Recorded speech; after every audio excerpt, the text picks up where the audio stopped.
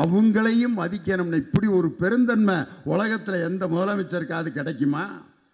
அதை விட பெரிய அறிவிப்பு என்ன தெரியுமா?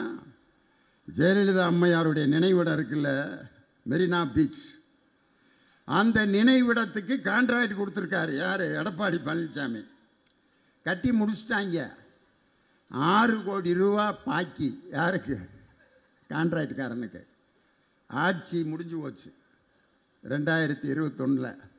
கான்ட்ராக்டுக்காரன் 6 கோடி கிடைக்காம தலையில் கோடி துணியை போட்டுக்கிட்டு பிச்சை எடுத்துக்கிட்டு இருக்கானப்பா.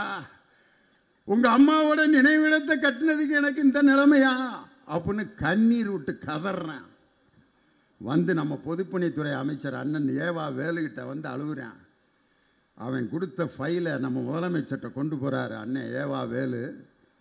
இப்படி ஒரு 6 கோடியை பாக்கி வச்சுருக்காங்கன்னு சொன்னோன்னா நம் முதலமைச்சர் சொன்ன பதில், இதை ஏன் என்கிட்ட கேட்குறீங்க, அந்த 6 கோடி ரூபாயை அவர்களுக்கு தந்து விடுங்கள் என்று ஜெயலலிதா அம்மையாருடைய நினைவிடம் கட்டக்கூடிய அந்த பாக்கியவே என் தலைவன் தாயா அன்னைக்கு கொண்டு வந்து ஃபில் பண்ணாரு.